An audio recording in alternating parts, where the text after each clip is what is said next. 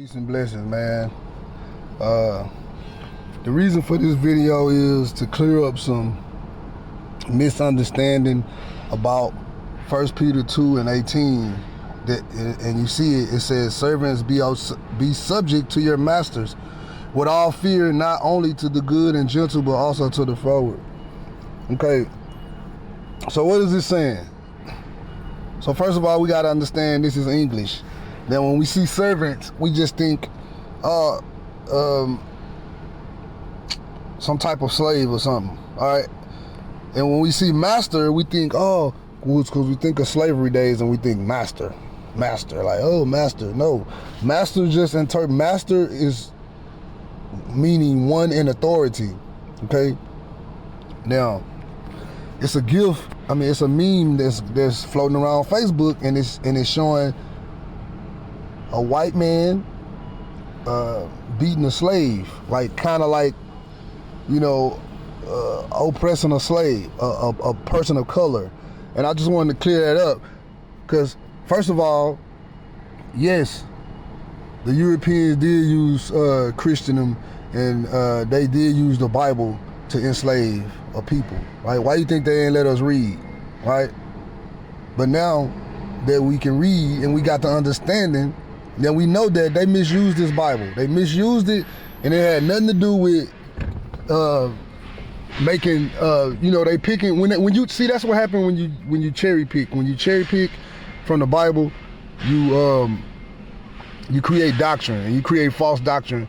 And I'm here to clear that up.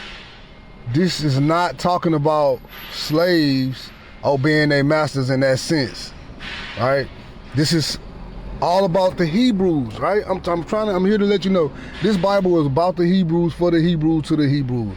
Now, when this scripture says, servants be subject to your masters with all fear, this is talking to the Hebrew servants that work for Hebrew, as what you would say, masters or employer or person of authority. Now, I'm gonna break this down. Now, watch this. Let's go to it. See, there's a difference between a servant and a bondsman, all right? Peter was referring to servants that work for their brothers, not Gentiles, okay? Now, let's get the definition of servant, and we're gonna get the definition of bondsman.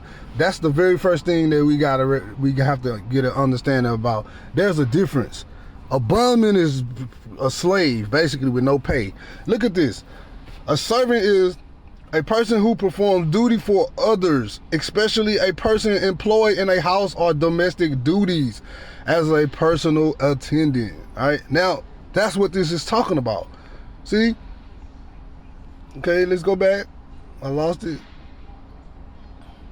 What happened? Here you go.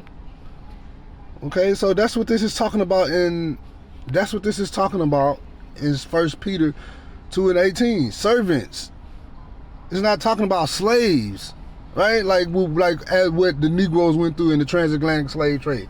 Abuse, mistreatment, separation of families. No, this is not what this is, people. All right? Now, I'm going to go to Ephesians. Let's go to Ephesians. And Brother Saul, which is Paul, is calling our name Paul, he said the same exact thing. All right, now watch this. Ephesians 6 and 5. Watch this. I'm going to highlight it.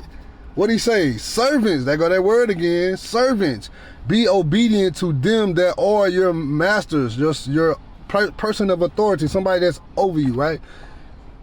According to the flesh, there go that word. Now, what do you mean according? What does that mean according to the flesh? That means your kinsman, right? Your brother, with fear and trembling in singleness of your heart as unto Mashiach. Okay. See, so what is he saying? Man, just don't be insubordinate. Don't be a problem. Don't cause contention and strife. You know what I'm saying? With your brother who you work for. That's all this is saying. Now watch this. It's 7 things the Most High hates.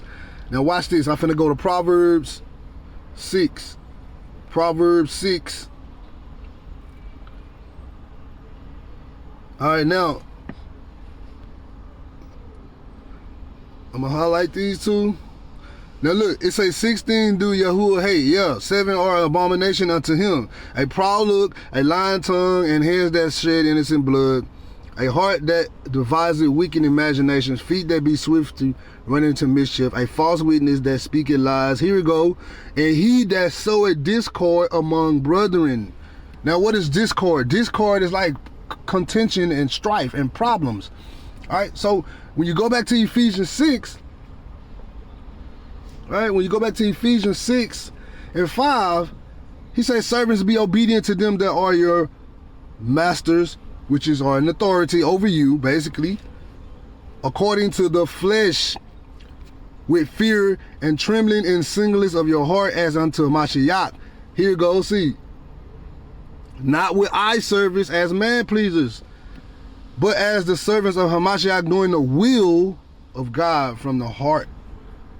You see that?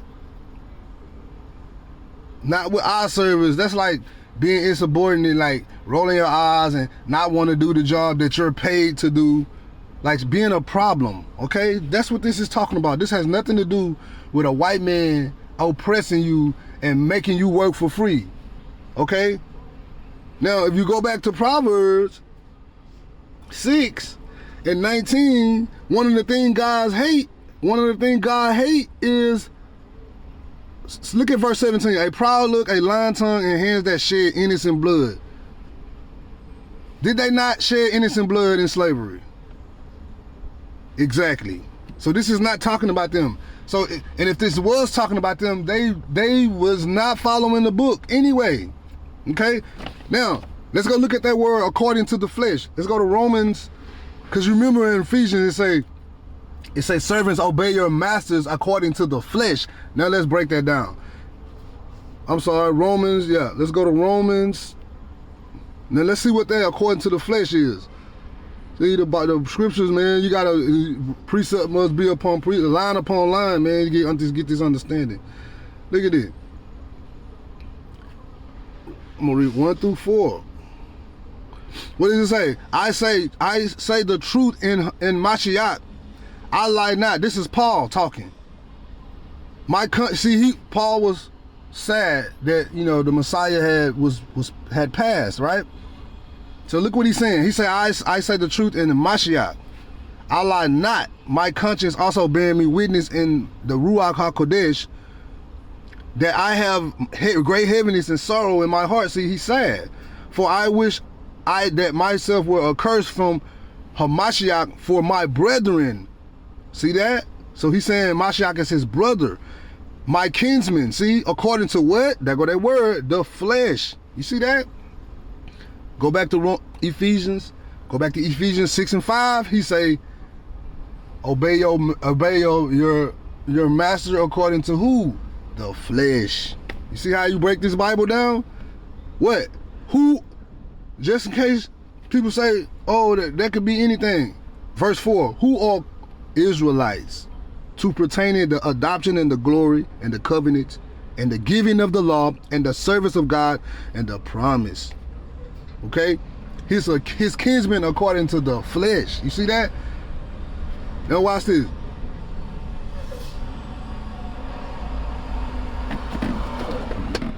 Now watch this. Ephesians. Let me go back to Ephesians so I can show y'all one more time.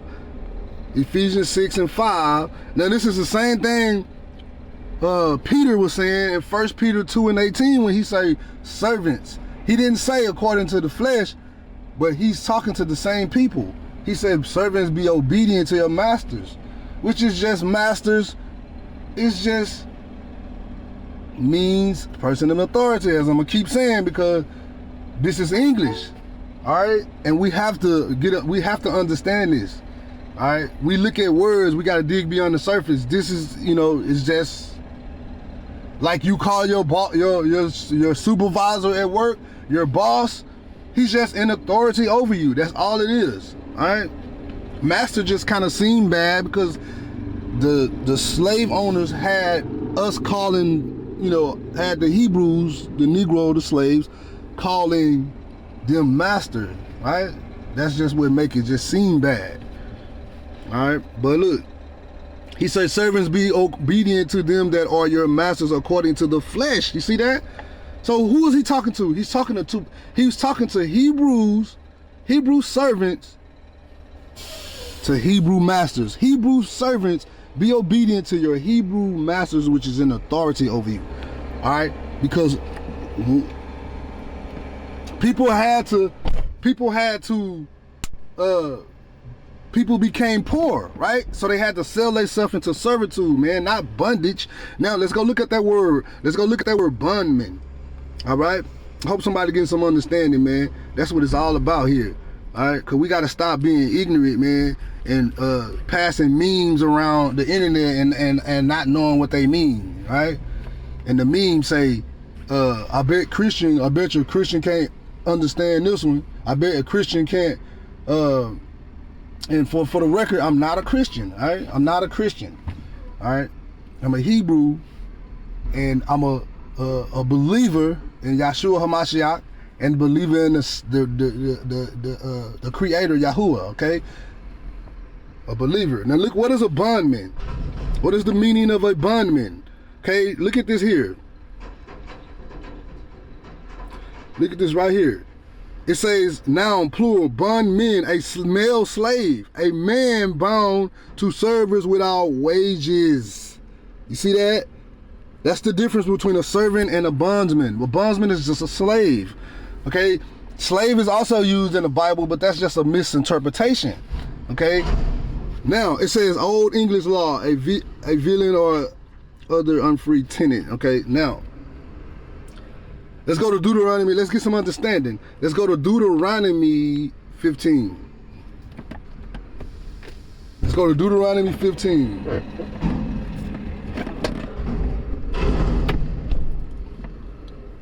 Deuteronomy 15 and 11. We're going to read 11 through 15. Watch this. It says, for the poor shall never cease out of the land. Therefore I command thee, saying, thou shalt open thy hand wide unto thy brother, to thy poor, and to thy needy in the land. And if thy brother, who is your brother? An Hebrew man or an Hebrew woman be sold unto thee, see, and serve thee 6 years, then in the 7th year thou shalt let him go for free. Did that happen in slavery? No. We work for these people that damn near until we died. It wasn't no 7-year release. So this is not talking about the same thing. All right? Wake up. Verse 13. And when thou sendest him out from free from thee, thou shalt not let him go empty. All right? What is he saying? Once your Hebrew brother served you 7 years, when you let him go, you don't let him go empty-handed with nothing. When we got let go in slavery, our ancestors, what did we get let go with? Nothing. All right? Oh, you're free. We didn't get their 40 acres and a mule that they promised us. This is not the same slavery. This is not the same. Okay, well, I ain't gonna say slavery, because when the Hebrew servant served the Hebrew servant, okay, when the Hebrew servant served the Hebrew master, it was not the same thing. They was let go with things, right? They wasn't just let go with nothing. All right, look, verse 13. And when thou sendest him out free from thee, thou shalt not let him go away empty-handed. You see that? Empty. 14, thou shalt furnish him liberally out of thy flock, and out of thy floor, and out of thy winepress of that wherein Yahuwah thy God had blessed thee. He said, give him something out of your flock, give him something out of your winepress. Give him, don't let him go with nothing. He said, God said he blessed you, so you give him something. See, God is fair. He said, thou shalt give unto him, verse 15, and thou shalt remember that thou was a bondman. See, we were slaves in Egypt. We wasn't getting paid. He said, thou was a bondman in the land of Egypt, and Yahuwah thy God redeemed thee. Therefore I command thee to do this thing today. You see that?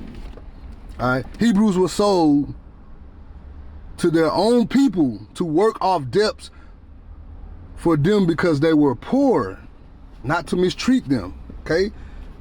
Now watch this. Leviticus 25. I'm hoping you getting some understanding and realizing that this is not the same thing. All right, we're going to read 39 through 43. Okay, watch this.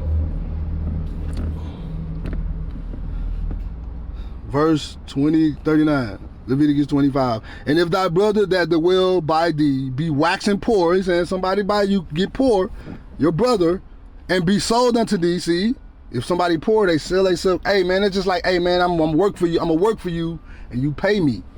All right, I'm gonna work for you 7 years, and you pay me. Me try to get my money up. You know what I'm saying? He saying, if your brother been waxing poor and be sold unto thee, thou shalt not compel him to to serve as a bond servant. See, he is to not be a slave where he work for you for free. You see this? It's right here. But as a hired servant, that means he's getting paid. And a sojourner, he shall be with thee, and he shall serve thee unto the year of Jubilee, 41. Then shall he depart from thee both, and his children with him, and shall return unto his own family, and unto a possession of his father shall he return. That did not happen in slavery. All right, we were separated. Families were separated. Mamas were sold to Mr. Johnson. The baby was sold to Mr. Williams. You see this? This is not the same, man. All right, I'm here to clear this up because I'm tired of this. I'm tired of these memes and this misunderstanding and people not knowing these scriptures, man. Verse 42, for they are my servants which I bought from out of the land of Egypt.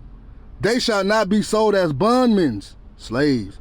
Thou shalt not rule over them with rigor, but thou shalt fear thy God, Elohim. See, what is rigor? Hard punishment, hard bondage.